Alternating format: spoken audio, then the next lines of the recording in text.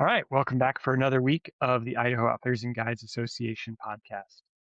This week we've got a real treat for you. We're actually just going to play the second episode of the Outfitter Brief, which is the podcast that we are doing at IOGA in collaboration with America Outdoors. That podcast focuses on really spectacular interviews with some of the power players at the federal level, and also just dives in a little bit more in the details of things at the federal level that are impacting outfitters and guides and just news from around the country. So the second episode is out. If you don't already subscribe to it or follow it, you can do it at all the podcasty places, the Outfitter Brief. But here is the second episode. I hope you enjoy it. All right, welcome back to episode 2 of the Outfitter Brief, the America Outdoors Association podcast that myself just happened to get on and help. So I'm Erik Weiseth. I'm Aaron Lieberman. And we're still figuring this out as we go, I guess. So this is episode 2. If you got our first conversation with Forest Service Chief Tom Schultz, I think you'll know generally what we're after: national policy updates, ground level impacts, hopefully bring some of the news directly to you in a way that you can listen to while you drive. Yeah, and this episode is awesome. So a lot of these are really going to be focused around interviews. And this week's interview was with Jessica Turner from Outdoor Recreation Roundtable. And we had a fascinating conversation covering all sorts of things because she's in DC and is neck deep in basically every conversation that's happening around outdoor recreation at the federal level. But one that I personally found super interesting, and I hope you will too, is on this concept of framing outdoor recreation in sort of the healthcare space as part of your healthcare regimen, which was super interesting. So we'll get to that later. But to start with, this is our opportunity to basically make Aaron answer questions about what's going on at the national level on stuff related to outdoor outfitters and guides. But I think the first one to start with, and I find it interesting because this is this conversation we've been having for so long around the explosion in prices around liability insurance in this space. And one of these things that I've said for years, I think, is one of the existential crisis or like big things out there that could, upend this industry. And America Outdoors has a new partnership working towards some like significant solutions in this. So Aaron, would you tell us a little bit about what's going on?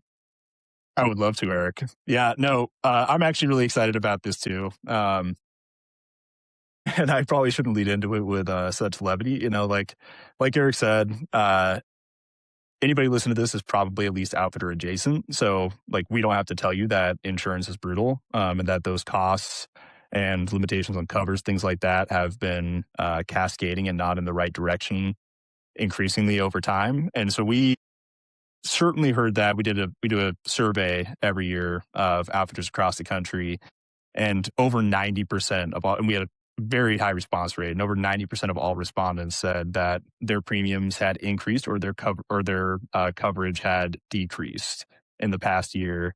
And that's building on the back of similar trends over time. And so members have been coming to us in short saying hey, this is brutal. We can't sustain these types of costs, and it is existential. And so we really, working with the board, working with our partners, really buckled down and tried to figure out what we could do to take at least some of the edge off of that. And the good news is that I think we came up with something. So we launched it, I don't know, last month, 2 months ago. Time's a flat circle these days. But we have launched a new endorsed program with CBIZ Adventure Sports. And AO members will have access to up to 10% off of premiums for 4 lines of coverage. Through this program, you do have to be an AO member in order to take advantage of it. To some degree through affiliates. You can stay with your broker; it's broker neutral. And I think really the takeaway is, the percent off of those premium lines of coverage, those core lines of coverage premiums will vary depending on your overall policy size. But it's a program that we're uniquely able to bring just because organizations like AO and IOGA, I think, have recognition by CBIZ, by those partners, as bringing a unique level of safety culture, ongoing education, risk management practices, and just hold a higher bar among our membership than the general industry. And so as a way to sort of capitalize on that recognition, we have this program. So a lot of people are already taking advantage of it or getting signed up if you haven't already renewed your policy with CBiz or otherwise. You can find more information about it on CBiz's website or directly. I'm not sure if we do. Do we do show notes? Is that a thing? Yeah, we have show notes now. So you can access the link directly to CBiz's landing page about it in the show notes. But I'm stoked about it. I think it's going to be really helpful for folks. So for folks who want to learn about it, it's best for them to go direct to CBiz and not to you. Yeah. I mean, we do, like, ultimately the value is going to be in the quote. And they're really fast. They have been really fast so far in those turnarounds. We do have a landing page on the new, almost forgot to mention, AO has a new website, just launched last week. So it'll be less brutal when you go there. I think it looks really good. But there is a landing page where you can get to the CBiz landing page through AO's site. But in the show notes, we'll probably just link out directly to CBiz, and you can either call them or get a quote directly that way and figure out if it works. What a time to live in, where getting a new website kind of feels like moving into a new house. Like, it's a big deal. It's this place you're basically going to live for quite a while. It's a huge deal. For those listening that have been on AO's previous site, it left a lot to be desired. It was going into a crackhead's house, like it was, it was messy. There's stuff you shouldn't see. Like, if there wasn't front room, back room division in a way that made a lot of sense. I'm excited about it. I think it looks really good. I mean, I think the hallmark of a good website is it being almost impossible to find the things that you're looking for, because then you're forced to spend a lot of time there. So it's a good strategy to like hook people in. Yeah. So yeah, no search bars. We're not doing search bars. Awesome. All right. So kind of moving on to the next big thing that we've been talking about for eternity is, I think, the sort of reality that the outdoor industry, and especially some of these backcountry experiences, we've got folks in the wilderness for 3, 4, 18 days, whatever. The 40-hour work week and the sort of standard pay scale model just doesn't really make sense for this industry. And yet, for just sort of, I think, lack of foresight or whatever at certain times, or just some glitches in the legislation, we've been left out of it in a lot of ways under FLSA. But, the ORG Act is AO's effort, and really the rest of us too, but with you guys leading the way, to remedy some of those problems. So in a incredibly brief, which I know is challenging for you, way, like a super brief summary of what the ORG Act is, and then also just an update on where that legislation is and how people can get involved. Loud and clear, 10,000 words or less. No, I mean, I think, like, folks listen to this probably, they certainly know the issue, incompatibility of Fair Labor Standards Act, and in particular, more to the point, like overtime, both reporting requirements and what that means for our type of industry. The ORG Act is genuinely, I think, it's a coalition effort. Like, AO has certainly been championing the legislation on the national front. But, like, Daines is going to be introducing, Senator Daines from Montana is going to be introducing the Senate companion for us. I kind of jumped ahead to the takeaway there, but he's going to be introducing the Senate companion for us. IOGA and our other partners have been instrumental in getting what support we have already. Not least folks in Utah, where there's a ton of ton of support. So the problem that it's trying to solve is just what you already spoke to, that the Fair Labor Standards Act, in particular, the overtime requirements, both reporting and for what that means for costs, is not compatible with our industry, and is not compatible in a way that ends up doing certain things, that ends up either requiring, with full compliance, outfitters to drastically increase prices and make these experiences something that is purely for the ultra wealthy, to cut down on donated trips or discounted trips for folks that otherwise wouldn't have the opportunity to go experience these things, which so many outfitters do nationwide, whether it's veteran groups, youth groups, etc. Or to get inventive and, unfortunately, have to try to find ways to work their guides less. So whether it's a day trip and instead of working 7 days a week, you're working 2 half days spread out by a couple days, or trying to get people in and out of backcountry trips, which is difficult if not impossible in certain circumstances. So all the trade-offs just don't make sense. the org act sets out to address that in a very targeted, narrow way. So it doesn't remove any other worker protections, anything else with the FLSA. All it does is focus in on the minimum wage and overtime. And an important thing just for folks to remember when we talk about minimum wage is, just like a lot of federalism, the higher standard always applies. So like if you're in Colorado and your minimum wage is above the federal standard, that remains the federal wage, or the minimum wage, whether or not the federal minimum wage is exempted for a certain industry. So this is really more of an issue for most folks in the industry around overtime. It's a very targeted amendment. For guides that I think are up to speed on the issue or that have been impacted by outfitters trying to comply fully with this, we have a lot of support from guides as well. So where it stands right now, there's been iterations of this bill. There have been iterations of this bill. We have a bill in committee in education and workforce on the House side. Senator Daines, who's been a huge supporter along with other folks in the Montana delegation and the Idaho delegation, are ready to introduce the Senate companion. We're really just trying to find a place to attach it, something that makes sense. It's possible that it goes along through as a standalone, but anything as a standalone these days in this Congress is uniquely difficult. We'll talk about some of the exceptions, I think, in some other updates. But I think key takeaway for folks listening is like this is the hard boring of like long nails, the long boring of hard nails. Like this stuff takes forever. And this, I feel like we have traction on the org act. I feel like there could be a place to work it in. I do think it's reasonable. I think we've done a good enough job through like all of our members of communicating with congressionals that the awareness of what this is and isn't is coming through more clearly. And so I just say, if anybody's listening and is impacted by this or is interested in being more involved in this, we really do just need people, whether it's guide testimonials, outreach directly to members of Congress or members of a committee, like all of that stuff helps. And currently we're hoping to get a Senate companion introduced maybe as soon as this week. So would it be helpful, like for guides who have been impacted by businesses, they're really trying to kind of walk the line on this? When we tried to do it in our business, we saw guides actually working less because of this. And so it was actually having a negative impact on them. So if there's guides out there who have had that experience or just like the complexity of it becomes a nightmare, if they were to write a testimonial and email it to you over at America Outdoors, that would be helpful. Yeah, absolutely. And I mean, yep, absolutely. And both to AO, if that's easier, but also just, like let's say you're a guide in Colorado. I've talked to a number of guys in Colorado who experienced what you described. Like emailing, sending something over to staffers in your congressional offices and copying America Outdoors and saying like, hey, here's just my perspective. That stuff, I think to their credit, most members of Congress are concerned that like they should be, right? Anytime you see anything that touches the FLSA, the Fair Labor Standards Act, you should ask yourself as a congressional, like, is this ethical? Like, so their knee-jerk reaction is, I think, correct.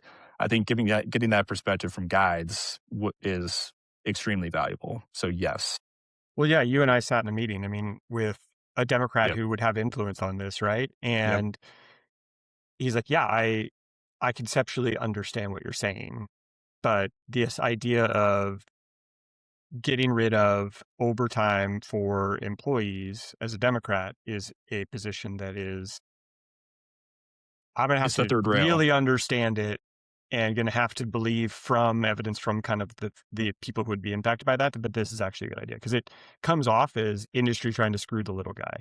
But in this case, it's just not what it is. It's actually industry trying to save industry and the little guy, I think has been my experience with this. So no, that's exactly right. I mean, we just need to flesh out. The good news is that we have the benefit of being in an honest position. Like it is true that guides whose outfitters have tried to walk this line have been in that unfortunate position of getting less work or like having it not comport with the way they want to work. And just like hearing that from people, from the workers themselves is what those like key offices need to hear. So if you're listening, guides, please do reach out. Yep. Awesome. So let's move on to an even more fun one. Our good friend and lover of public lands, Senator Mike Lee of Utah, has just made some waves around roadless rule. So if you want to give people kind of an update on where that stands, that'd be great. And for those who are listening and can't understand sarcasm, there may have been hints of it hiding in there. How else are they supposed to pick up on sarcasm? Is your eyebrows? For those of you listening who can't see the sarcasm face I have, I don't know, man. yeah.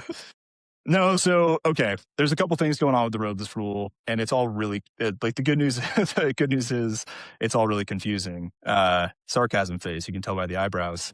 So there's a couple different tracks to start. Like people will probably recall, like a while ago, I don't know, fall, the Forest Service announced announced its intent to repeal the roadless rule administratively. So that would be through rulemaking, right? We're still waiting on sort of the next step there from the Forest Service itself for that draft repeal language. So that'd be done administratively. That process allows for public comment. The last time that we saw public comments on the roadless rule, like, it's always a difficult way to measure things, but I think it was 95%, objectively speaking, just like by count, 95% supported the establishment of the roadless rule. And I know that like Senator Heinrich and others have been referencing more updated polls around like 98%, like 98% of folks support either the maintenance or the maintenance of the roadless rule. But so there's the administrative track where the Forest Service or USDA has directed the Forest Service to look at or to pursue an administrative repeal. Notably for folks in the Idaho audience or Colorado audience listening, there are states that are exempt from that because they went through the process of developing their own roadless rules on the state level. But otherwise, that would apply like categorically nationwide. More recently, there's both a House bill to repeal or to nullify by law the roadless rule that has been introduced by Wyoming Representative Hageman. I have not seen that one moving. I'm not sure whether or not it will, but it had the reception you might expect when introduced. And in fairness, like there are legitimate grievances with the roadless rule, and there are legitimate problems with the roadless rule in certain areas. But we're talking about a nationwide policy and something that otherwise, like that certain states approached individually for a reason. To get to the more recent updates, so it's worth framing out like there's three different things happening. One, the legislation introduced. Before that, the administrative approach to repealing the roadless rule. And then most recently, what Eric was speaking to is there is a bill, there is a bill, Senate Bill 140, the Wildfire Prevention Act, which is one of those like unicorns these days of being a bipartisan bill, like genuinely bipartisan bill. In the 11th hour before that bill hearing, the night before, it was reported, I think E&E reported that Senator Lee was introducing an amendment to the bill, which he did, and which did pass in the Senate committee. That amendment takes this otherwise like very bipartisan, milquetoasty, like does good stuff, but not too exciting Wildfire Prevention Act and adds to it a provision that would in and of itself nullify the roadless rule. And like there's all sorts of buzz phrases that people use, but people would call it like a poison pill, right? Because you take this otherwise bipartisan bill, which is super rare these days, and you introduce something that either kills the bill itself because people have to oppose it and thereby oppose like all the other good things it does, or support it and let this poison pill go through. Well, what was a So, bipartisan bill in committee and was going to come out of committee bipartisan ended up coming out of committee on a purely partisan vote because of that. yep. And so it's past Senate Energy and Natural Resources, and it's now moving on to the full Senate floor for a vote. I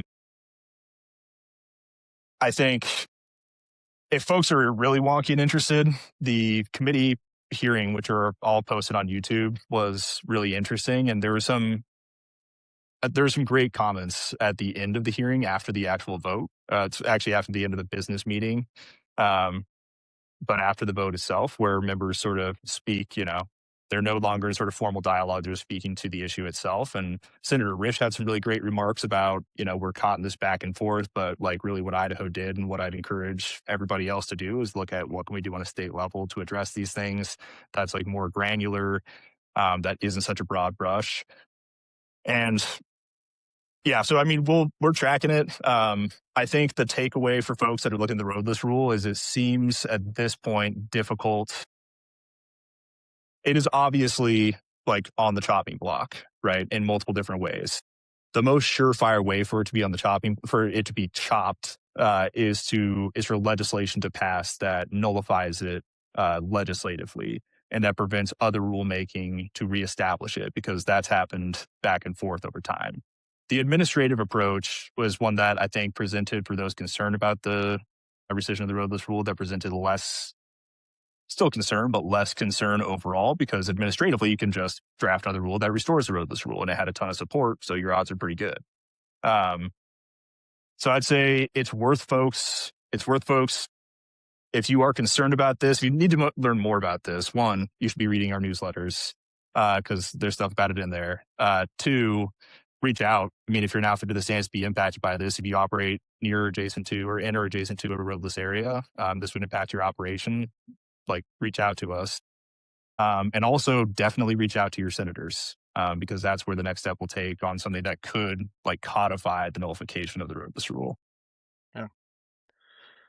All right, let's, for the sake of time here, keep moving. There's two more things that I kind of wanted to hit before we get to the interview. And one, again, just kind of briefly, is there's a couple executive orders that came out, or an executive order that came out that rescinded a couple previous executive orders related to travel management plans and motorized access and some of that kind of stuff. And I have found them to be confusing, and I'm somewhat, after doing a lot of research on them, still kind of unclear what they actually do. So, seeing as how you go deeper than I do, give us all an update on what happened there.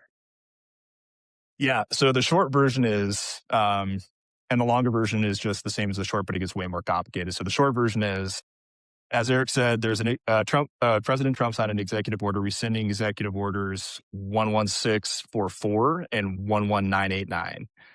The rescission of those executive orders does not, in and of itself, reopen any route to motorized use, alter any BLM or associated resource management plans themselves, change a forest motor vehicle use plan in and of itself.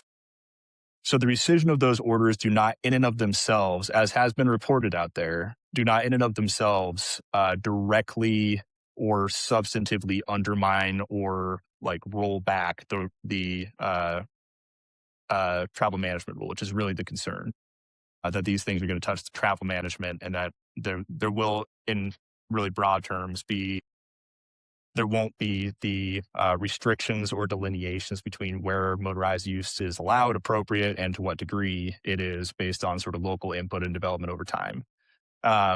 So I think the key takeaway for folks is like, it is really, and we talk about this a little bit with Jess in the interview, but it's really easy. And frankly, it's hard to not just be in a constant state of alarm these days.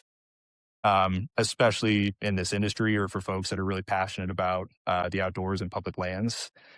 And I'm not saying that you shouldn't be vigilant, but on this one, for what it's worth, it is worth maintaining vigilance around travel management to try to understand how any of these things could impact your operation or resources that you really care about.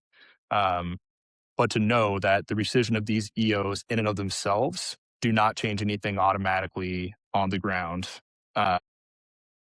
That they could allow for those things to be changed with fewer impediments and more quickly through other established means, like through, a forest plan amendment or other plan amendments. And so I'd say, like, now, if there's something you can do, which you can, it's like, where do I operate or what areas do I care about? And figuring out what currently is the status of motorized like use restrictions planning around these areas. Do I want more? Do I want less? How would this impact like the values or the scenic values? and then to start documenting those and asking, and if you are permitted, to reach out to your permit administrator, rec planner, whoever, and ask if they have any insight to whether or not, what is governing the areas that you particularly are concerned about. So arm yourself with information. Yeah, and any changes that come, like this opens the door for changes, but those changes would still require activities that will have public process, right? Like, so there will be Yes, opportunities. It's really opening the door to do a thing, but that there's still, you have to do the thing. And correct. there will be opportunities for public engagement throughout that. Yeah. Think of like motorized restrictions as the core of an onion. Like this is peeling back a layer. You're not cutting to the core. It's just saying like, all right, we have one less layer that is not the most substantive part of the onion. I'm not crying yet to belabor this metaphor, but like it is one less sort of impediment to either the removal or to the adjustment of management of motorized use on federal lands. Awesome. All right. So, kind of last thing before we move on to the interview, let's end on what feels like maybe a win. Arizona just had big change related to liability laws and stuff like that. So, give us an update on what's going on down in Arizona. Yeah. So it's a short update. I said that last time too. None of these are going to be short. We'll have to work on that. But uh, so the Grand Canyon River Outfitters Association, and with support from America Outdoors and a number of other folks on the local level, introduced or were able to get some legislation sponsored this session on the state level in Arizona to address some shortcomings in state laws governing the enforceability of liability waivers for outfitters. So similar to what IOGA did in Idaho. To say, short version, it should be clear in the law that these things that people knowingly sign, where these liability waivers should be allowable and enforceable by law, is the takeaway. That wasn't the case, and Arizona was a particularly complicated case law history, I think, that led up to it, and I'm hoping to dive deeper in that on a future pod. Um, but the takeaway is that it made it through the House. It passed unanimously from the Senate floor, which is incredible. I think there's a lot of bipartisanism similar to the national level. Like Arizona's a microcosm as well right now. There's a lot of partisan divide there, but passed unanimously through the Senate and was signed by Governor Hobbs, I believe, right? By Governor Hobbs in Arizona. They did go out of session, so the legislature went sine die. So I don't think it'll go into effect until this fall. But summary, it's wildly important and deeply unsexy, right? Like it is a huge accomplishment, and getting it through in a single session, I think, is a testament to G. Croa and also to all the folks that were involved. But also hopefully is indicative of what some other states should start looking at and trying to address, because it's part and parcel of why we're dealing with bigger insurance premiums. Yeah, you're right. It's something that's similar to what we did in Idaho. I think Oregon's also had a bit of a win on this recently. And if you're in a state that hasn't really looked at this, it does seem like this is a thing we should get broader movements in the industry towards. Just like common sense clarification in statute around inherent risk and the viability of waivers, like those two things. So awesome. Well, we want to keep this thing moving so that you can download this on an audio or in a podcast format and not an audiobook format. So, um, I think we'll move on to the interview with Jessica. So, like I said before, I thought this was a really interesting conversation with a wildly sharp person that Yeah. was super fun talking about, how outdoor recreation is like one of the very few things that's actually bipartisan right now and getting through Congress in a bipartisan fashion in a time when nothing is getting through. We talked about healthcare and that, connection to outdoor rec and maybe some more direct lines connecting those two things in the future. I loved it. Anything, Aaron, you want to prep people for as we get into it?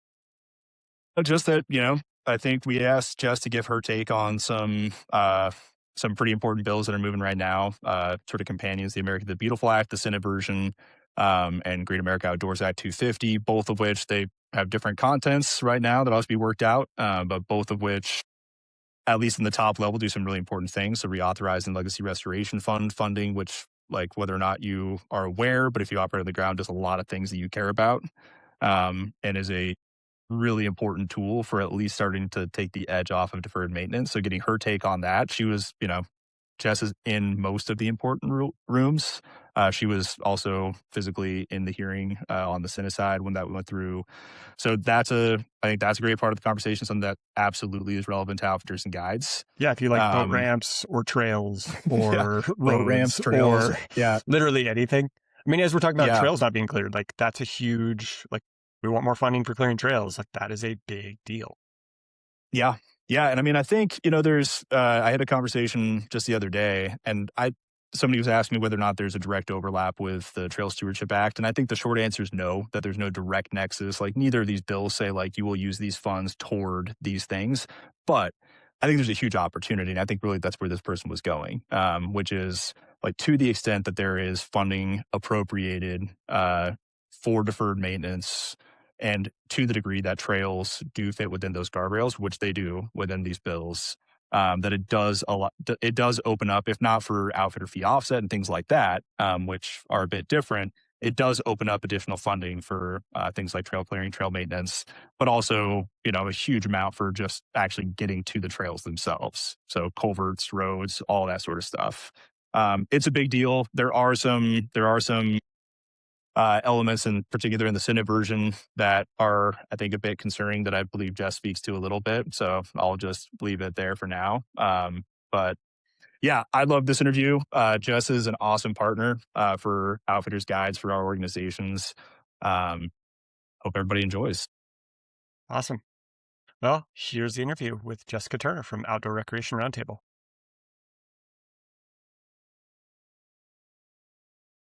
So for the interview today, we have Jessica Turner, who is the president of Outdoor Recreation Roundtable, National Coalition of Outdoor Recreation Associations and Businesses. Jess has more than a decade of experience shaping federal recreation policy in Washington, D.C., including directing the Outdoor Industry Association's recreation portfolio, helping secure official recognition of outdoor recreation's contributions to the U.S. GDP, and earlier work at the U.S. Department of the Interior on initiatives like First Lady Michelle Obama's Let's Move Outside. Jessica has been an instrumental partner in bringing the outdoor industry together behind major bipartisan wins like the Great America Outdoors Act, and critically for our audience, the Explore Act, which, as everybody knows, I think, modernizes recreation access, streamlines permitting, and invests in the public lands of rural communities that outfitters depend on. So with all of that, Jess, if you wouldn't mind just telling us a little bit about ORR, what the organization does, and something of your background. Sure. Thank you. Excited to do this. The guides and outfitters have been such a critical part of my work ever since I was at Outdoor Industry Association, and some of your issues came to the forefront. I said, I really want to work on this. And that was way, way back when we kind of started the real drive towards Explore Act. So good policy takes a long time and it takes really good partners. And America Outdoors has been one of those really good partners for a long time. So excited to still work with the organization at ORR. We are the leading coalition of all of the trade associations across the entire outdoor recreation economy. So there's about 110,000 American businesses in our $1.3 trillion recreation economy. And what ORR has come to do over the past 7 years that we've been around is bring all of those voices together, especially through their national trade associations like America Outdoors, and come with one voice to federal policy, to state policy, to educate cultural leaders, to really move the needle and make outdoor recreation a key issue in the American dialogue. And we focus on three main things: funding, access, and infrastructure. And it's amazing to see that that's a place of agreement, whether you're an RV company, a boat manufacturer, a hunter, an angler, a river runner. You probably want more funding for public lands and waters, better access, and updated infrastructure to do all these things. And of course, the business certainty to ensure that your businesses can continue to provide these amazing experiences. And that fits in with things like trade, and some of the other things we work on. So it's been a pleasure. And we're just getting started. I feel like every day there's a whole new frontier. No day is the same in this work. Yeah, absolutely. And I think Eric and I both probably want to circle back to, because this is something we deal with a lot, right? But how do you manage big tents and also find those cross-cutting priorities around which all of us can align and elevate the things that are most important to all of our respective groups, organizations, stakeholders, things like that. But before that, similarly top level, given your, presence in DC, both historically and currently, your connections, both with members of Congress and with agencies. I would love to get your take on how you see this current administration, or even if you wanted to zoom out, this Yeah. current era in relation to outdoor recreation more broadly.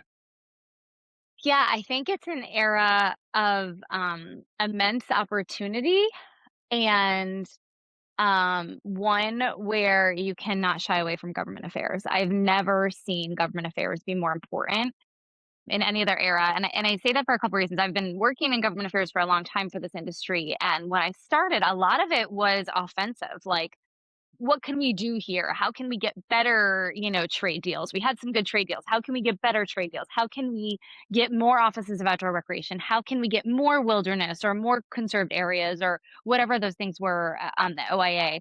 I feel like now it's a lot of defending where we are, not necessarily just because of administration, just a lot of things. There's so much happening with the economy. There's so much happening with people and what they're spending their time on. So we're in the defense mode of our participation, of our funding, of our trade agreements, of our public lands to some extent.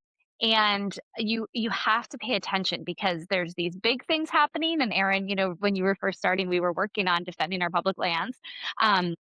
From sell-off. That wasn't a partisan issue. These are like, largely bipartisan, the issues that we work on. Hmm. And at the same time, there's these smaller things happening that could be wonderful opportunities if you seize them. And if you're not paying attention, they could cause, damage to a certain sector of the recreation economy or the whole recreation economy for generations. And that could be around trade. It could be about public land management. It could be around planning rules. It could be around a decision totally outside of ENR. We're working on a transportation, very like weirdly ad hoc thing that could actually incredibly help recreation, that we have to pay attention to the Transportation Surface, Act because of it. So I feel like it is so much happening Hmm. that, it's almost like you have to decide, that you're going to play and then you have to play and you have to play at all levels and play really hard. And I think we've shown tremendous wins in areas that I've been working on for 20 years that I've never gotten before, and they've happened the past couple months. And I think we've also had, the resurfacing of things that we thought we put to bed a long time ago, like public land sell-off and funding for public lands. Like I thought we were past those things. Hmm. So, opportunity, immense opportunity, and also a lot of change happening all at once from all areas. And I think being in DC or having a pulse on DC or showing up in DC when you can come is probably the most important thing you can do as a business. It's not the time to look away and say, I'm sure we're going to be okay. And hopefully, I think your members are very engaged, so I think they know that.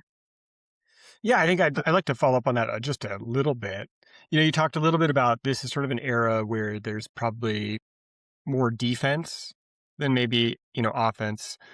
And I know from people I talk to, that is sort of the constant feeling, right? Of every single thing that comes out is looked at immediately through a lens of skepticism, Right. just because there's been a lot of, like the growth in public land sales and growth in Hmm. defunding. I think the Forest Service restructure is a great example of this. Hmm.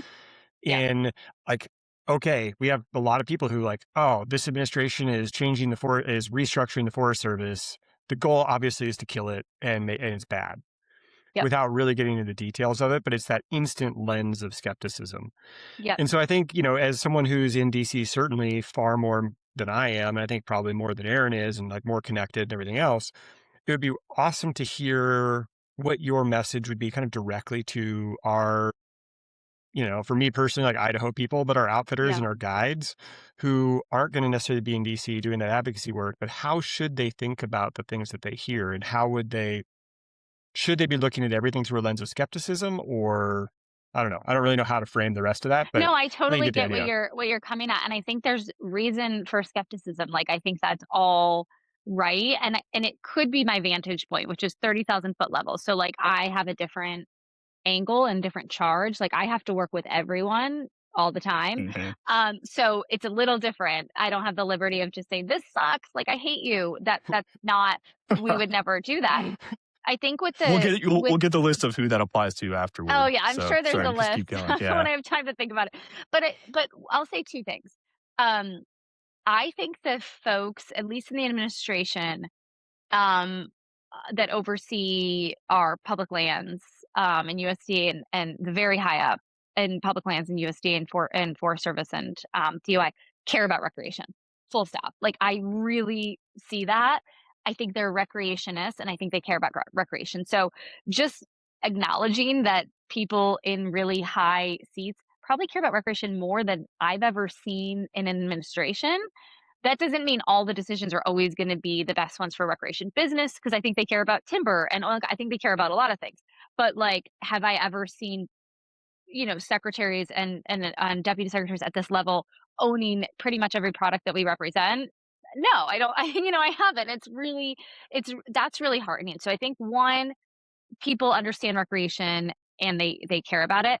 And I think two, with the Forest Service reorganization, what I find is we are against so many other priorities for them, but we're not necessarily the chopping block they're trying to get at. So like Hmm. no one's thinking, how do we wake up and screw recreation today? No one. Like I don't think in Congress either. I think a lot of people are like, recreation's awesome. Let's help them when we can. I think they're waking up and saying, okay, we've got an energy agenda, we've got a timber agenda, we've got economic agenda, we've got a rural agenda. And our job is to fit ourselves into all of those agendas. And I think that's the opportunity piece, which is where the reorganization, it's going to happen. Shouting as loud as you can about it not being a good idea, it was already underway and we knew it was underway. So Yeah. like, if you have that space and energy, like there's definitely a place for those things. But I think for your organizations and your businesses who have to work within these new constraints and have to work with people in these agencies, we saw it, and Aaron and I talked about this with a small group of ORR members. What's the opportunity here? If they are saying, and Governor Cox said this, the USDA leadership, they are saying recreation is a reason why we're organizing. It's important. And we're actually moving to a recreation state, a state that's put more dollars into recreation than another state. Okay, let's hold them to that. Then what are you going to do about it? We've been working on a secretarial memo. We're working on ways to codify agency positions to ensure guides and outfitters aren't screwed in this process, so we don't lose institutional knowledge. And, I do think at some point we're going to see something that we're going to kind of like about staffing and recreation. And we've been working on that really hard. So you take something that isn't going to change, like the reorg, and you go work with the partners to make them understand how it could impact your businesses, and then how, the opportunity is, how could they, direct it better? Where could they make, different choices down the process to have that limited negative impact, perhaps even a positive impact on the businesses. Now, something like travel management, which is, another subset of things they're talking about, that's very malleable still. So that is one of those places where maybe if you really don't like travel management repeal, go shout from the rooftops. Like, so I think it's a lot of determining where can you move the needle and have an impact, and where is it probably a waste of breath, but there's an opportunity. You just got to find the good. And Yep. in public land sell-off, there was an impact to be had. Raise your voice. That is the time. In roadless rule, right now it feels like maybe in the nuance there is, but like they've been going at this for a long time. There might be an opportunity to talk about how roadless rule impacts businesses so there's a better alternative created, but they're going to do something with the roadless rule. So I think it's a lot about time and energy, and the nuance is just about, where the trajectory can be changed with your time and energy, and where you should just steer it into like the least possible bad or a possible good. And I think we've been able to do that so far on a lot of things. I think ORR and the broader community has done an excellent job of doing that. And I think it reminds me of an aphorism. The pessimist complains about the wind, the optimist expects it to change, and the realist adjusts the sails. And I think that Yeah. our organizations, and certainly from what I've seen of ORR, that our organizations are kind of always necessarily in that place, at least if we're doing our jobs right. We're Yep. necessarily always in that place of, here are the things I can change, here are the things I can't change. Like, what practically, pragmatically, realistically are the things that I can do or Yep. influence, and to what degree. But speaking of those, as a stilted segue, the things we can influence are the things that we do like the outcomes of. I think this is almost hot off the press. Doesn't quite qualify as genuinely hot off the press, but Senate Energy and Natural Resources Committee advanced the America the Beautiful Act Yep. end of last week, as a bill reauthorizing the Legacy Restoration Fund. I'm not telling telling Jess this, telling any listeners this. And What does ORR it has do? been, yeah, never heard of it. And ORR has been, as with so many of these big pieces of big cross-cutting legislation, has been really key in advancing this and driving this forward for a while now. So I think you were actually in that Senate committee hearing physically, right? Yep. Um, Yep. which is a great vantage point. Would you mind Yeah. walking us through for everybody listening in what this bill is, what just happened, and how it pairs with the new Yeah. GAOA 250 House version? I'm going to say historic a couple times during this, I think, but I'm like, I don't want to downplay that. I mean this Hmm. truly. We are in a very partisan era. We're in an era of a lot of discourse, and we're in an era in that committee in particular, where we have Senator Lee, who tried to sell off our federal lands, and Senator Heinrich, who is the most staunch supporter of our federal lands in the entire government. Full stop. Those two people run the energy committee, and nothing is moving, as you can imagine. Nothing is passing, and nothing is getting to a markup. And if it is, it's very partisan. We saw in an hour and a half after the bill text was agreed upon. So the staff stayed up all night. The members stayed up all night. DOI was up all night negotiating text to get to the point where they could mark up this bill. And there was a markup without a single nay on that committee. And I don't even know, I think Explore Act was the last time we had a full, it's kind of nice when our stuff is is the good stuff for them. But not only was it all agreed on, when I talked to some staff after, they were like, "We understand each other." Like, for the first time, we get like, we're talking about categorical exclusions, not in, Dems hate them and Republicans want them. We're talking about them in like, how do projects actually move through construction better and Hmm. easier? And how do you spend your money better through guardrail cat X's? Like, that's a very different conversation than even around permitting when they're talking these things around energy. And so Murkowski had a great quote that we put up, because it wasn't just that committee. The appropriations committee is involved, the finance committee. This is $10 billion bill. This is huge. So Explore Act was amazing because it was bipartisan and unanimous consent. We weren't spending any money. It was still huge. It was a lot of policy and a lot to, negotiate. This is $10 billion of money, the government has to come up with towards our parks in an era where the government's trying to spend less. So it's a really big deal. And we posted about, Senator Murkowski was just like, this is how the Senate should function. This is how this experience was one where everyone came to the table wanting to get to yes. They were at very different points on how they got there, but Hmm. no one was at the table to say no, to get a political chit in, to make a statement that would, go viral. There was none of that. They all said the end of this has to be Wednesday morning at 9:30 a.m. We have a bill to pass through our committee, and they worked, through the night towards that, and they got there. So in the spirit of that, I am just floored that we can do that, especially after, if you follow, like, some of these senators have gone at it on Twitter, and like, it's gotten really ugly with Epstein things. And I mean, it's just been kind of a bad era for politics in general. And this committee is no different. And so I love that we got to a good place. I felt like the staff felt good, the senators felt good, and now we're moving to the House. So hot off the press, the House Wednesday morning, we'll have a markup of this bill, and it could go to the Senate floor this week. It could pass the Senate, and we could have a bill signed by the president by July 4th, which is, historic. I mean, it's really amazing. So $10 billion is not something to take lightly. And for our public lands and waters, especially BLM and Forest Service, I think what's really important, fish, our industry fought for those dollars. It used to be the parks bill. So 6 years ago, this was just funding for parks. And our industry came in and said, parks are awesome, but most people are not going to parks, especially for recreation. And our other lands and waters need it. And it was really fun to be at OR. That was the first bill we worked on when I came in. And we brought the agencies on board. And now we have this bill that supports all of our federal lands and waters. And to get $10 billion right now is just amazing. So stay tuned Wednesday morning for that markup. I will be there, and hopefully I'll be at the signing in a couple weeks. Quick interjection before probably another follow-up question on that, or on LRF reauthorization. But I just think the way you just framed it, certainly resonates with me, where it is worth noting that recreation writ large is in a place where, while Congress cannot come together around literally anything, and where they are at each other's throats on a daily basis, recreation remains, or it maybe not remains, but has become this holdout where we can still agree about the things we agree about.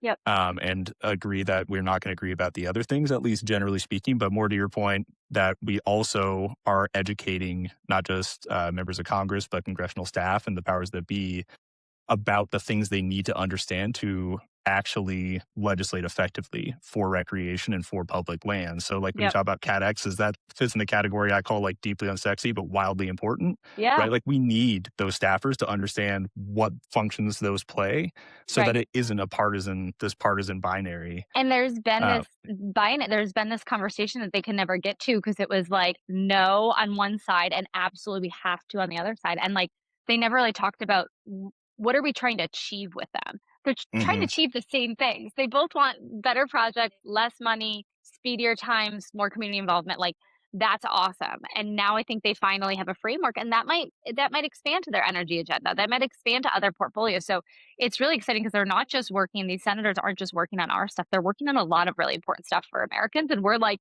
the reason they can come together, just like an Explore Act. I think the 4 or 5 minutes right after the bill passed when the senators could give comments is like a very good, just if you're feeling down, civic service, like just because they started fighting over jokingly how they would prioritize. And Senator King from Maine said, well, we have to do it alphabetically because his park is Acadia. And then, Danes was like, absolutely not. We have to do it backwards alphabetically because his is Yellowstone. I mean, it was just so like uh, really genuinely, they were laughing and joking and enjoying each other. And it was heartening to know that our work brings them together. And if you think about your members' work on a daily basis, what that does for like Americans, who have different opinions and they're on a raft trip together. I mean, I've learned so much on raft trips, like crazy things, but also really important things. But about people, because you're on a boat sometimes for a couple days, with people you don't know. And I just love that. I just love that our industry can bring, Americans together, like on the ground level, like what you're doing, and also, some of our leaders together around these issues. So I love all of that. I think we probably have some folks who hear everything you're saying, but still don't quite understand what this actually is. Yeah. That's Okay. so Maybe maybe I just skipped that. ground a little bit of what this bill is actually going to do and what it's Sure. reauthorizing and the kinds of projects that people can expect or changes that come out of it. So we are not appropriating enough money for federal agencies annually for what they Yes. need to function and operate, and that's been decades. This is decades. 20 years ago, outdoor recreation conservation budget was 2% of the federal non-discretionary. Now it's less than 1%. So as people are getting outside more, as things are more expensive, as climate has taken a toll in some places, we are actually declining as a percentage of the budget. So it's a huge issue, and it's a massive one we need to solve. For now, we're basically in a boat. There's a hole at the bottom, and this is our lifeline out of that with a bucket of $10 billion for deferred maintenance. So these are projects that are sometimes not the most visible. It could be a water waste treatment system in a park. It could be a visitor center. It could be a historic building. It could be a trail system. It could be a boat put in. I mean, Aaron, we've worked with America Outdoors, and like there's just some areas where the water level isn't what it used to be, and same with the marine industry and the Mhm. fishing industry, and the docks and the boat put-ins aren't getting to the water. Like you think about places like Lake Powell and Lake Michigan, there's just really good examples of that. Those projects don't have funding because that happened that year. So they go on this thing called the deferred maintenance. And if you own a house, as you defer maintenance, it gets more and more expensive. So what Congress agreed to in 2020 when this bill passed was actually we need to start putting a down payment on all of those projects, or this is just going to blow up and our system's going to fail us. So what we're really excited about is these are important projects to just the experience on our public lands, and they're important projects like literally to campgrounds, marinas, trails, boat launches all over the country. Some amazing examples from the last round. A lot of these places have like been inaccessible because of this deferred maintenance. So we're really focused on the access projects that are going to expand opportunities for recreationists.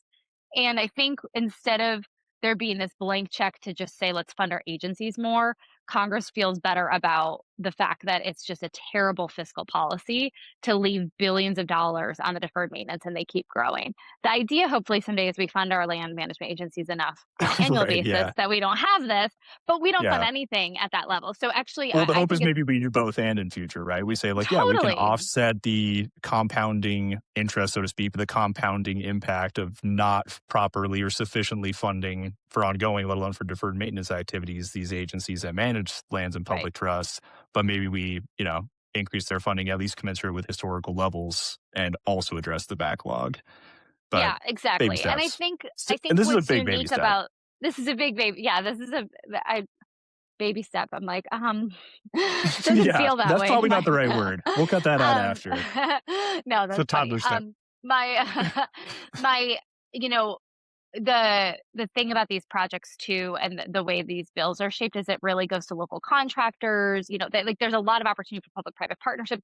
So I think of it as a little bit different of how a normal recreation project would happen. It's a little bit more of like maybe one of your outfitters really cares about a particular boat launch and wants to come in and work with the agency on it, or maybe the state does, or maybe the concessionaire in a park does. There's a lot more wiggle room opportunities. And what we saw the last time around was a lot of money driving to local communities because Acadia Mhm. had this huge project, or the campground in Yosemite. Like they go out, they bid the contract. It's not just park workers. Actually, it's usually not because they don't have the infrastructure to create those huge projects overnight. It's youth corps and it's local businesses. And so like Acadia, if you look at our recreation economy report, I just love looking at Maine had this big bump in recreation construction over the past 5 years. And a lot of that is because of the recreation construction that was going on around Acadia through LRF. So it's a local boom, not just in our world, which we love, but it's a local boom to like that community and their local businesses. So there's like no downside, I think, of spending money in this way. And we're just hoping that recreation gets more projects this time around because we did like George Washington Memorial Parkway. We did the tidal basin, this massive, expensive projects, like in the hundreds of millions. And a lot of ours kind of fell to the bottom just because they were less expensive and not as urgent. So now I think recreation is going to see a lot more visibility this round. And there is even a dedicated structure within, at least I believe, well, I think in The house both version. versions. So yeah, just the house versions Yeah. for sportsman specific projects. And recreation projects. Yeah. I And think, I mean, it frames it as sportsman, but realistically, it yes. goes through all the gambit of the things that you just outlined. So whether that's trails or boat ramps, whatever else, but for the Yeah. nexus of sort of outdoor recreation, right? We got a 15% carve out in the House bill, which is amazing because 15% of 10 billion is not a baby step, for recreation and sportsman projects. I don't know that that will stay for a lot of reasons because of the speed of this bill. I think we 100% could have gotten there, but the bill is moving to get done by July 4th, and we're not going to hold it up. And that piece needs more community thought around it. So I think we're going to try to find another way that we can get similar funding dedicated to recreation without that particular carve out. So that's a good segue to, I think, my next question, both in terms of the things that, it'd be great to be included, but we may not have time for, and some things that I think will be of concern, both to, groups within ORR and certainly within AO, such as the codification of the foreign visitor fee. Yeah. But I guess really without, and feel free to speak to that, but without Yeah. getting whether the positive provisions, the things we wish would be in there or otherwise, what's the realistic path forward and like timeline So from your I view? talked to some of the members this morning, and they're negotiating now between the House and the Senate version for the House vote on Wednesday. The international pass came up as one point of concern in the Senate hearing, and I think it will continue to come up. It's not Mhm. working great, and we're going to expand it in this bill to help pay for it. So maybe before we expand it, we should make it sure it works great, or businesses understand how it works. So we have a really strong ask to either do report language, an oversight hearing, or bill text that directs the agencies to be much more prescriptive, inclusive of our businesses, and have a timeline that's more realistic. So you could be you would be waived if you've already bought a pass and say this goes into effect July 1st. You would not be expected as a business or as a foreign visitor to pay that new fee. So how do we grandfather Mhm. people in who are already kind of in the process.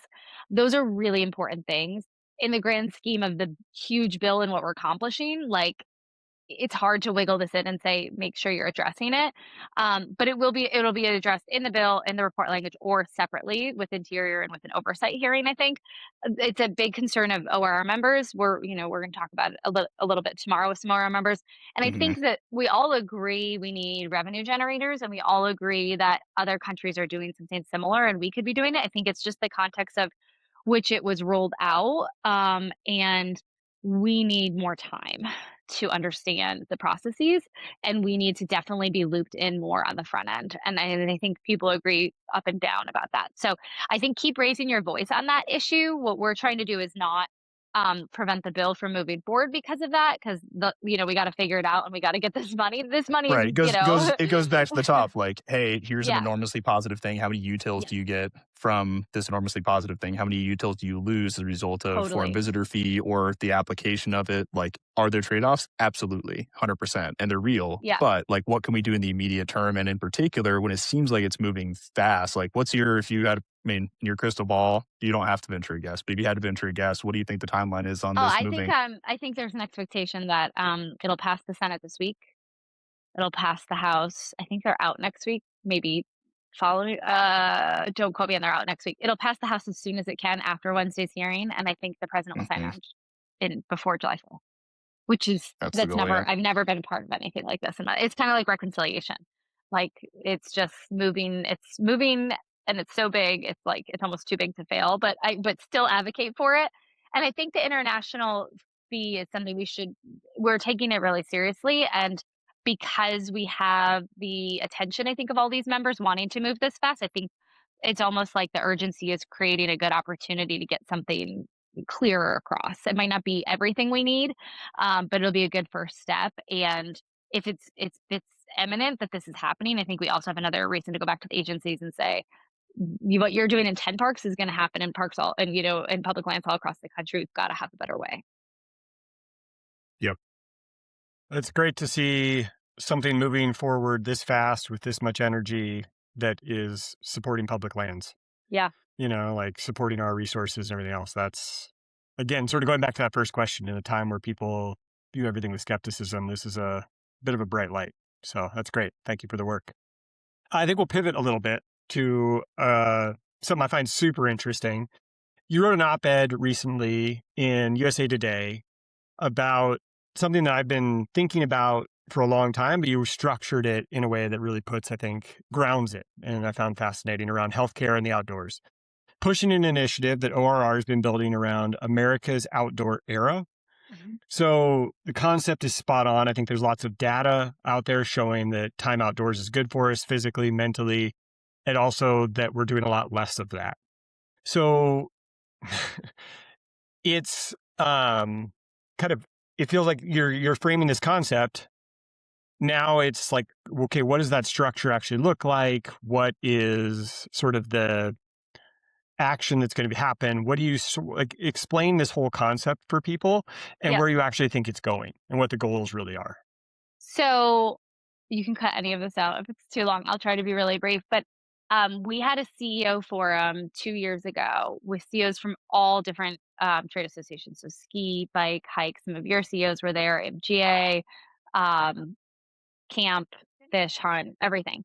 And they never met. So, like, let's call it the CEO of like Vail hadn't met the CEO of like Winnebago, or these crazy conversations that were happening. We had panels set up on trade, participation, economy, workforce, and every CEO panel somehow referenced health. And it was just interesting because I've tried to push the health outdoor angle about 20 years ago. Really well-meaning folks in the White House then, but they wanted more data, more clinical trials, more peer-reviewed journal articles. And this was just the physical health side. I was like, we're just talking about biking and climbing and camping. But in this conversation a couple of years ago, people were just talking about being on water, like the blue mind. Like, you don't have Mhm. to even be paddling. You could be sitting on a boat with a beer and your brain changes. Like, it's about being outside and and enjoying yourself and being with community, or even being alone outside actually makes you less lonely. So we've gone really deep into this data, but something hit me then that, fast forward 18 years from when I was in that White House meeting being asked for more information, I'm like, these are CEOs across the industry willingly making that jump to mental health, physical health, societal health. Let's dig in a bit more here. And we got the board support at our board meeting last year to make it a pillar of our next strategic plan. And it's been so incredible. It's like my team's whole, it gets us up in the morning because I think it's how we live our life, it's how we raise our families. And what I know, and you probably know, is it's not the norm in America. Hmm. And there's a $5 trillion healthcare problem industry. There's chronic diseases, obesity, loneliness, addicted to our phones. And we're also the most indoor generation ever. And every generation gets more and more disconnected from nature. And that correlation is now being made. That's a direct correlation. That is directly linked. And so in my own life, where I'm getting like Instagram ads or talking to my friends about like gut health and melatonin and sleep and, all the trackables, everything has an outdoor anecdote. Like melatonin, go outside the first 5 minutes of the day. Oh, that works. Like gut health, garden, get your hands dirty. Truly, like microbacteria, like that's what it's for. Loneliness, go for a walk with your neighbor. So it's just really cool to link with something that's so I would call it like a-list priority for the nation right now. Like everyone's trying to figure out this health thing. It is the conversation. And we are literally the answer to a lot of things. We call it an upstream healthcare solution because a lot of our stuff is on the preventative side, which is the cost Hmm. saving side. So we're also a cost saver. Now, do we need a lot more data, I think, to get there and go to Blue Choice and say you need to make better decisions with your healthcare benefits programs because of this? I think, I think we're close. I think with AI, we're going to get closer.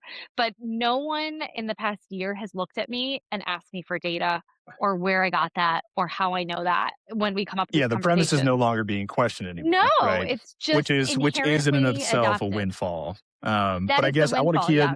I want to key in on the last thing you were saying there, because I mean, and going back to Eric's initial question, part of this is about, okay, so we recognize and like we are more broadly, which in and of itself is a victory, recognizing Yep. that there is this nexus.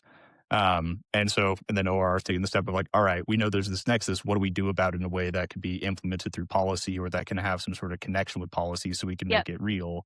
In your proposal, you say, and I'm not sure, I'll just say in your proposal, under the headline "Health Systems and Institutions Building Stronger Partnerships Between the Healthcare Sector and Outdoor Economy to Integrate Outdoor Activity into Prevention and Care Strategies." Yep. I think you were starting to speak to this, but does that mean you envision somebody, like, say, getting a prescription to go on a rafting trip? Or is there a Yes. future, do you think, where health insurance pays for part of like a new sweet mountain bike? Like And like, 100%. And I'm not, and this is love that not answer. voodoo. This is like we are in conversations. Like I talked to a healthcare benefits program yesterday, one of the largest private employer healthcare benefits programs, and that's exactly what we're talking about.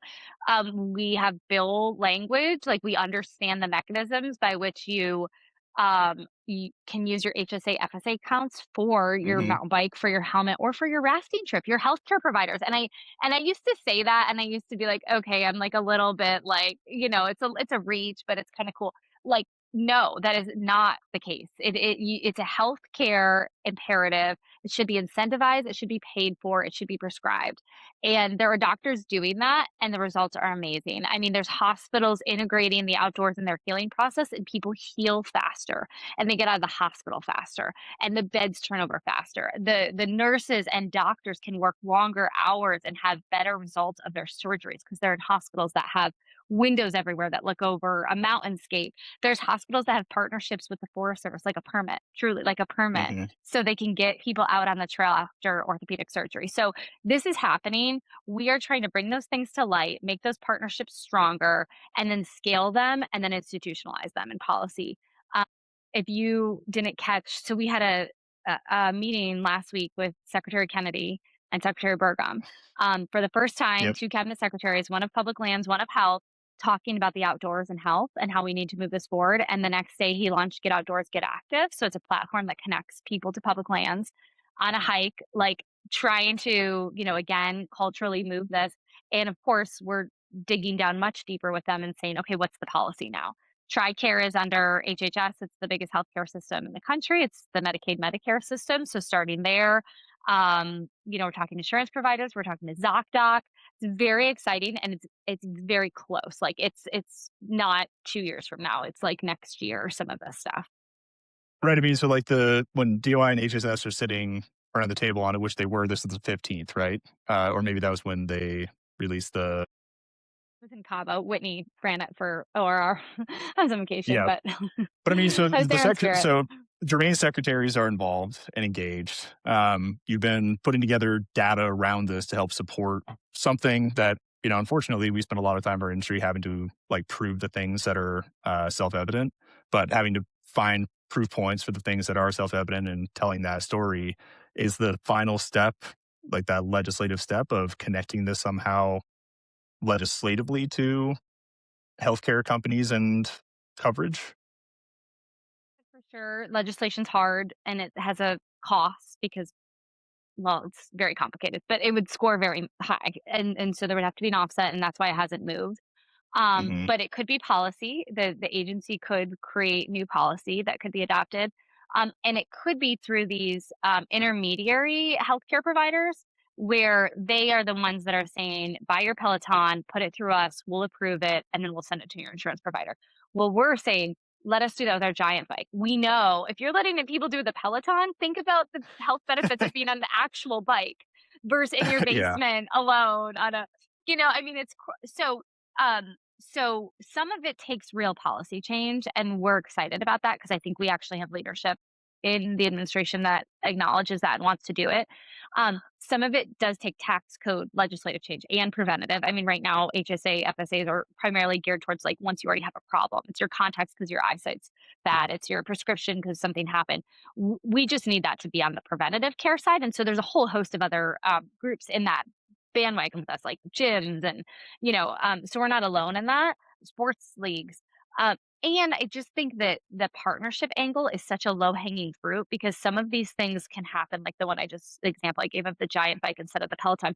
It's a flip in who's thinking about this and a flip in how doctors are getting information on it. And so we're working the doctor angle too, which is really exciting. American College of Lifestyle Medicine is the leader of like continuing education for the healthcare system, nurses, doctors, surgeons, and they are incorporating the outdoors. REI funded an institution with a grant to train the trainers, so they're all getting trained. So we're actually talking to them, I think later today, about using their network and having a training for all of their thousands of medical providers in the network about time outside and how that needs to be incorporated in care and preventative measures. So you can start to see that like this Parks prescription program, that's small and maybe there's hundreds of doctors doing it. Now we're talking about thousands of people. And then they're, who they educate. And we're thinking even bigger about going to the employer themselves. So the Amazons, the Hmm. Walmarts. And that's, where real change can happen. All of that, the things I just talked about in the past 2 minutes, do not require policy change.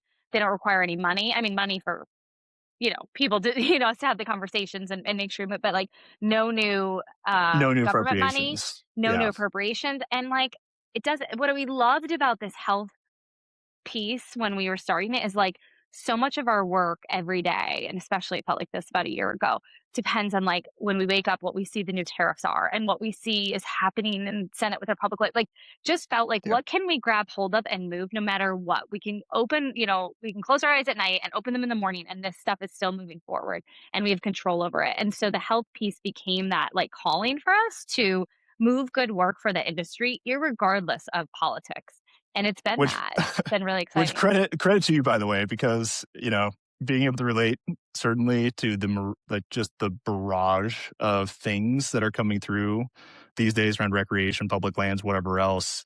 Oftentimes, I'm sure you can relate. It feels like what can we do but play, if not defense, then like informed like consultant to the folks that are developing policies, let alone be like, oh, well, against the barrage of everything coming at me, I'm also going to start this new proactive initiative and play some offense, which is, You have to have a lot easier control. said than done, Yeah. but credit to you. Well, I And I felt think it's like a my great team idea. was in a dark place. I was like, we got to do something that we know is going to help the industry. Yeah. And I think we're all motivated by it because I think it's the solution to so many things. Like it connects with schools, it connects with like it's the right thing to do, and there's a bottom line for our businesses on it. Like we're still a business. We're not like that, philanthropic. Like we care about business growth and the economy. And there is nothing that will grow our businesses more than people connecting time outside to living a healthy, long life.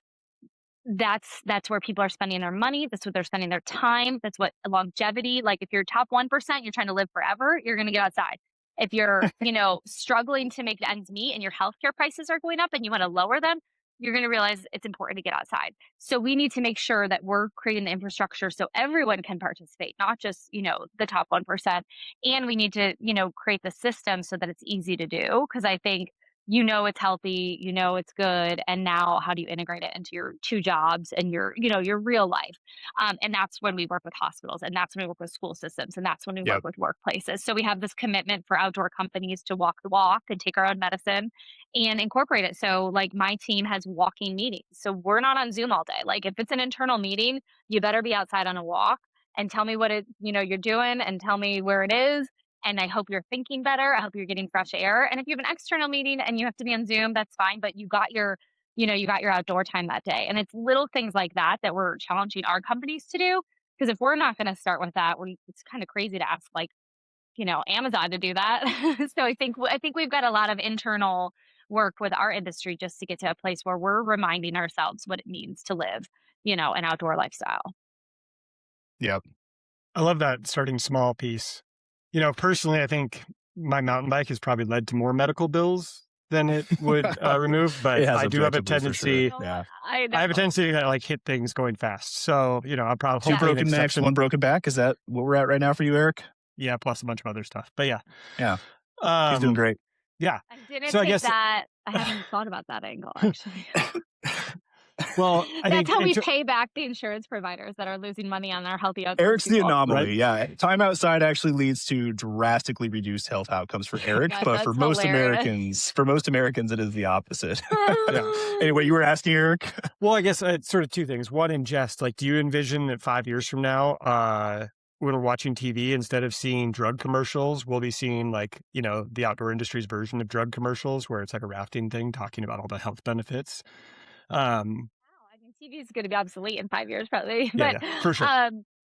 yes, no, I mean that, and then I mean that's what I've talked to RV companies. I'm talking to boat companies. I'm like, you are part of this. You are the vessel. You are the vehicle to get the. Don't think that just because you're not going 20 miles an hour and huffing and puffing, you're not part of the health answer. So I think people should be using that now. I think there's enough data that you could make one strong data point, and that should be the commercial for sure. But hopefully we don't even need the commercials, because hopefully people are so aware of the health benefits that they, incorporate that into every vacation and all the time off. And, we've talked a lot about the AI angle at ORR of the opportunity that could open for free time. So, bring in health and then bring in this leisure time potentially. And what are people going to do in leisure time? Well, they're not going to sit on their computer and do more AI. I mean, I think people are going to want to feel human in a world where we're becoming less and less, human. And I don't know about you, but where I feel the most human is certainly outside. I don't know that there's another place you could feel more human or more in touch with something bigger. So, I think we have some really big tailwinds. What is going to be important is that we seize the opportunity and that we take advantage of them, that we work with every possible partner. And I think that's kind of goes full circle to the beginning of how do you work in this era, in this environment? It's people who might not be our partner on forest planning or, these things that are important, they might be our partner on unlocking, the tools to connecting with healthcare system or with something. So it's just constantly keeping those doors open, always saying what we mean and feel and what's good for our industry and being honest and upfront about, our policies and the values we have. But, we haven't shut any doors yet. And I think that's, kept many, many doors open that we never thought would be. Yeah. So I think just to play devil's advocate on this a little bit, because so many of our conversations in the last year here in Idaho, especially, but I think everywhere, is around rising healthcare costs and having more things that your health insurance potentially is going to help cover. You're going to get a prescription for a rafting, whatever that is, right? So, do you see, or is there, like, you kind of, I think, have alluded to this, but that there's really pretty concrete evidence that this preventative care, that having insurance companies invest in doing things on the front end, like spend a little now to save a lot later, they actually have sort of the documented evidence and are buying in on that. And so by doing this, we're not going to see our insurance rates go up. In an ideal world, we're going to see them stay even or even go down because we're actually reducing the expensive parts.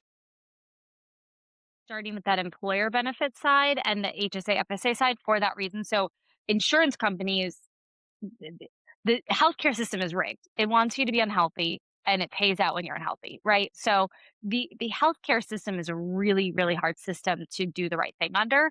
But when you have ownership over what you can spend your pre-tax dollars on, you're making a choice and with the data you have, and actually, it's probably better for me to have this FSA money go to ski lesson this year than hoarding it for, whatever. Or maybe you do both. You probably do both. You get it for your contacts and you get it for your kids' climbing camp.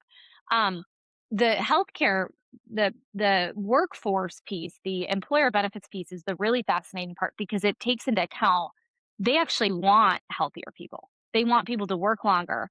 And they're willing to incentivize things like outdoor time off trips. You see this whole thing of like um, any vacation days, all of those things. That's a cost to companies, to employers, but they know that it's going to mean more employee health and employee mental health over the long term. So we're actually working with the employer benefits system to help make those decisions. And then I think that funnels up eventually to the insurance providers because there is that direct link. And also if people are healthier, insurance companies don't have they're not bringing in as much money. So the insurance piece is probably the final nut to crack. But if we have the agencies leading in the right direction, Congress leading in the right direction, your tax-free counseling in the right direction, and employer benefits programs, then we've got pretty much everyone going and saying this is the right path forward. Right. The And path maybe you forward right don't now is even the on ramp to that final. I mean, I was going to say final solution, bad words. But it's the on ramp to something that does actually address the elephant in the room of insurance and healthcare in the United States, which we can't solve that. But working with other interested parties in ways that are self-interested, both for the individual as well as with the company, we can create incentive structures and demonstrate over time that this does have good outcomes, both for business and for health, and hopefully thereby in the long term, tie more concretely into the healthcare system itself. But full levers we have access to. we're working with just providers like doctors. They are doing interesting things with how they code this kind of stuff. I mean, there's that kind of stuff too, is like making sure providers are paid for this because when you're a doctor and you get 15 minutes for a patient, that extra 5 minutes to talk about time outside and you should be you should be camping, you should be hiking, here's the parks. We have to make sure they can bill that, right, to the insurance provider. The insurance provider is going to accept that. So there's intricate things. I'm not saying this is easy, but I'm saying the infrastructure is right out our front door. The companies exist, and so we're not trying to build a whole new model. We don't need a new lab or a clinical trial. There's no new medicine we need. We really just need to connect it with existing systems. And the more we can show, I think, success where it's working and that ROI of lower healthcare costs to people, they're going to ask for it, and the insurance companies are going to have to abide it. Yeah. And I mean, in some, very rarely are easy things worth doing, right? It's usually the hard things. And we put a man on the moon, we split the atom. Comparatively, this should be easier. It requires a I larger just want to go audience. back to the 80s and the 70s and a time where Just everyone we wants to go weren't back to talking the about this. 80s, I okay? know. I know. There are some places which once you leave them, you can never return to. Such at least the case as with childhood hometowns and the 80s. Pretty sure that's the quote. The 90s summer Um, thing is trending again, and I love that. It's like your kids are outside, they're kind of free what are we doing? We're range, doing they're snap having bracelets again? snap bracelets, popsicles, Dunkaroos, as long as there's no dye in I've been them, bringing whatever. popsicles back for a long time now, so you're preaching the choir on that one. Yeah. Okay, I want to move on to the next area we have. Shifting gears, we started off the conversation at least alluding to big tents and broader coalitions, and understandably because ORR has this enormous nationwide coalition representing, I'm going to name a few. Some have been named already, but like skiing, paddling, cycling, hunting, fishing, marine, RV, motorized rec, guided trips, folks like us, campgrounds. So enormous tent most of the time. And I think we've seen this play out in terms of policy outcomes and just general influence and recognition in and outside of Congress. But most of the time, that's a tremendous asset. But are there issues where that big tent aligns? I mean, I think there are issues where that big tent aligns and issues where folks are coming at things from genuinely opposite or convergent ends or toward convergent goals. I'm interested personally, like, how do you approach keeping such a big tent together toward these cross-cutting national goals? Thought it would be so much harder because running OIA, government affairs, 1,400 companies. I was like, this is like so. Then they were all very similar, all outdoor gear and brands. This has been so much easier than anyone could ever imagine. But I think it's because, and we're at a different, we're one level, above trade associations. So like the hard stuff, we might say like Aaron's working on that, like for guides and outfitters. Like he's doing the divisive work, for where maybe you don't get along with the horse people and you hash it out through like your trade associations. We only work on things where there's agreement, right? Around our members, or at least not disagreement. So we decidedly don't do place-based work. A lot of place-based work, there's probably a ton of agreement, but we just don't do it because that's where the trailhead conflicts come up. So you will never see us work Mhm. on a wilderness bill or the CRAs that have been going on, like the boundary waters. Um, However, what's really exciting is we can see a place like the boundary waters that's so important to recreation, like just across the board, important to recreation economies, all the things that we value and that we're trying to promote. And we can say, okay, we're not going to work place based because that does bring up conflicts. We're going to work on the CRA at the national level and say, this is not the Yeah. way that we should change laws that govern how we use our lands in these areas. And we can have that conversation. So I think that that's where, there is agreement, like even with travel management, some of the things that are coming up. Do our organizations agree on the ground travel management plans? 100% no, probably. Like most of the time, there's probably not agreement. But do they agree there should be clear guidelines? They should be readdressed every couple of years. There should be time for public comment. There should be technology included. We should look at the data. Yes. And I think the business focus too is so unique because we are looking at, growing the pie so that more people are getting outside and so that more businesses have slices of the pie. The pie is bigger, the slices are bigger. We're not looking at a pie that stays the same size and we keep dividing it. So as ORR grows the pie, hopefully what you feel and Horse feels and RVIA feels and NMA feels is like, oh, we have more opportunity. That plan works better. The planning process works better. And therefore, we got more of what we wanted out of that plan. Or Explore is helping guiding and outfitting work better. And therefore, we're getting our permits quicker. And so, you know what? If we didn't get that one in that really important area, at least we know why. Or they said no, at least we got a response and we can move on Yeah. with our business. And so, I'm not downplaying how hard coalition work is and can be, but I think what's been, and I was not responsible for this, but like the founders of ORR, the trade associations themselves, set such clear guardrails and guidelines that I can say no to anything that would divide our membership. Or anything that's not good for growing the recreation economy. And that gives me, a lot of space to say yes to awesome things. We work on a lot of stuff. And sometimes there's things that the marine industry does not care about forest planning probably. I mean, it's just not as important to them. And you guys might not care as much about the right whale issue on the Atlantic coast, right? But if enough groups care and no one's against it, we'll often work in that area. I think the thing that's probably most transferable to other associations like yours and our other members is ensuring that we get around the table in person, and all of these people, these Absolutely. leaders know each other. And so when people are like looking at me like, how do the ski and snowmobile people get along? I'm like, they sit next to each other at board meetings. Like they both care about winter, they both want a lot of snow, like they get along really well. And so I think understanding that from a business perspective, we all pretty much want the same thing, and that our consumers are very experiential. So this guy might be a skier today, but he's going to be a whitewater rafter in the summer. He's going to get a snowmobile lifted if he's like Eric and he gets hurt. It's going to be a snowmobile that saves him. It's like, down the mountain. So I think, thinking less siloed and more about the greater good actually helps your siloed issues. And Well, and our it's great to board has have the seen different that. levels, right? I mean, so like Yes. ORR, and I think one thing, and I'm glad you went where you did with the question. Like one thing I have thought about, like ORR does have this like this niche, and it's like cross cutting where people disagree. We don't engage. We engage on like process. We engage on stability, business stability.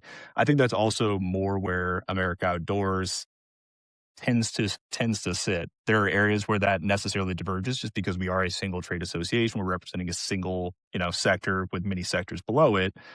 So like a little bit less latitude to stay just top level. And then as you get down, not down, but you get over to Eric's like state based, it's like your ability to not engage on issue by having been in that seat, like your ability to not engage on forest plans or to not engage on sort of issue area specific trailhead level issues is functionally non-existent in many cases. But what unites all those things, what you spoke to at the outset, Jess, which is like business stability, focus on process and procedural legitimacy and procedural appropriateness, and then just having the different frames of analysis with people that are working together, right? Who you're most different from is your greatest point of strength when you're showing up for policy. So when we can Absolutely. go to the Forest Service and say, actually, all of these groups are in agreement on this, and they're like, wait, those groups hate each other, those groups don't work together, those groups, whatever. We're Nevertheless. like, no, they all agree that you should be doing this. It's a really powerful, and at least at the beginning, because it was so unique when we started. I think people are used to these groups working together now because we've been doing this for a while. But when I went into those first couple meetings and I was like, I have the snowmobilers and the skiers, I have the horse and the e-bikers, I have and you go down the ride, they're like, oh, so this is a win layup. I'm like, no, we are handing you a win, and no one's going to come out. No one, with reasonable business acumen is going to come out and say this is a bad idea. And I think a lot of times in a really busy, oversaturated policy environment, you just need to hand over the layup. And I know you guys have done that. Eric, I know you're doing a ton in Idaho on that, and we're trying to do that at the national level. And the layups, we're going to get some layups. I think that what you're saying is spot on, to the point where we're on the ground and we're like in the middle of some stuff that is controversial within our membership for sure.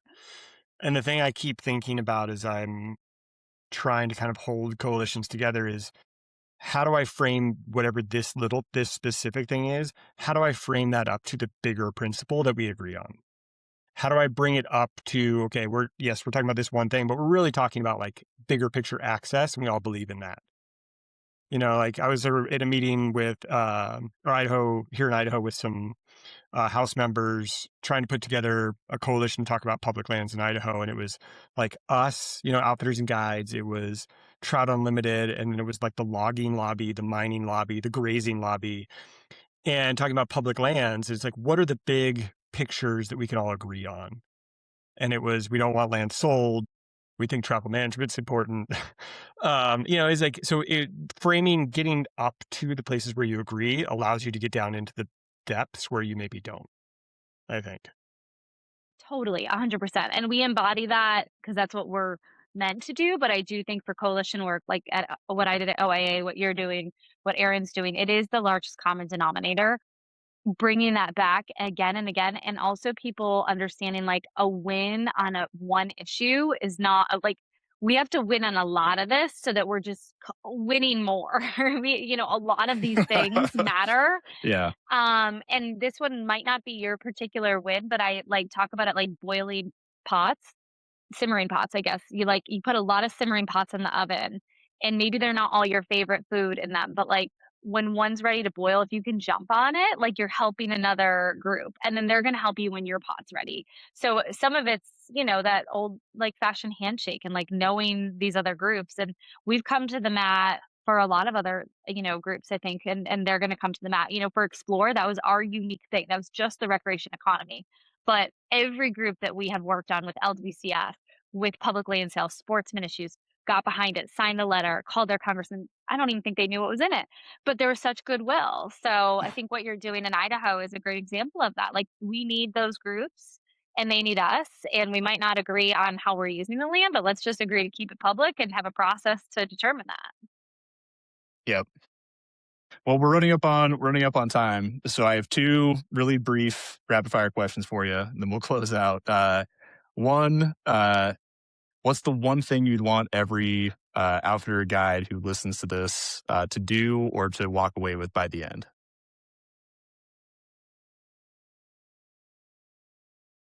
Say you should do. No, I love that. I No, that's the correct answer. okay, good. But I also want, I was so impacted by a couple early rafting trips, like one on the Snake, one in Yellowstone, and I just had I guess a more recent experience on the Green that was pretty life changing. So amazing work, and it's just critical what you do.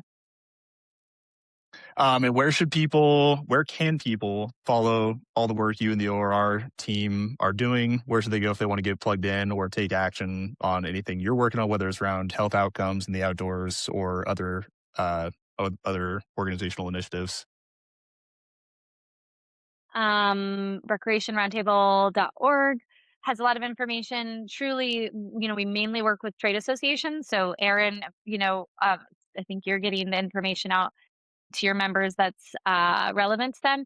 But I would say for ORR things, sign the commitment on being a, outdoor brand that cares about health. That's really helpful as we're going to other industries and asking them to do the same.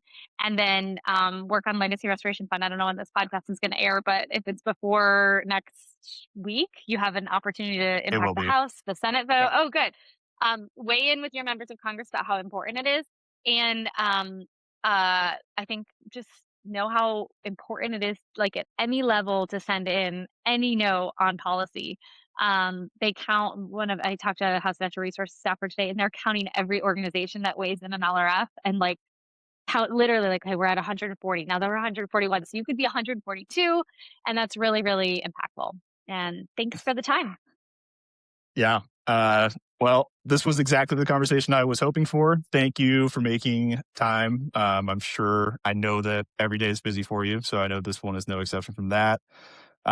If you run guided trips for a living, the policy being made this year will have real consequences for your operations.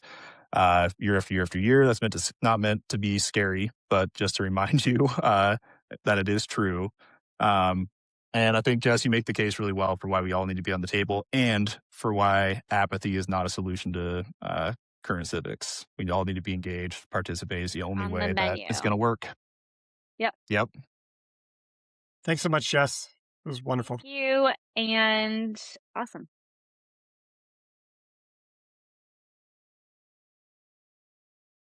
Well, thanks to Jess Turner for joining us and walking through all of that, the policy rooms, the coalition dynamics, and what it actually means for the people running trips on public lands. Yeah. I think Jess made some really good points, stuff that we've talked about and probably we'll talk about more, but that alarmist headlines these days can oftentimes outrun actual rulemaking or actual developments. So it's important that you tune into places like this where we tell you what's real and what's not, or at least we opine about it. And I think, something that I'll keep hammering, which is that your voice in DC does matter, that there's only one way to actually participate in the democratic process and see it through. So whether it's a route, permit, season, per mile, generalized outrage doesn't move the needle. You have to put your money where your mouth is. So really encourage you to participate. Yeah. And just, as we kind of close down, one more quick update, related to people getting stuff done. Iowa just became the 25th state to establish an Office of Outdoor Recreation. So this network of states that are focusing on coordinating access to the outdoors, outdoor recreation, and seeing that as a, important part of their overall economy is growing. And then also, mark your calendars. The America Outdoors Conference and Expo in Oklahoma City is December 8th through 11th. And you can probably start registering for that soon. The Idaho Outfitters and Guides Association Conference is December 1st through 3rd at Tamarack Resort. And registration for that will open the 1st of July. So you can start planning your awesome,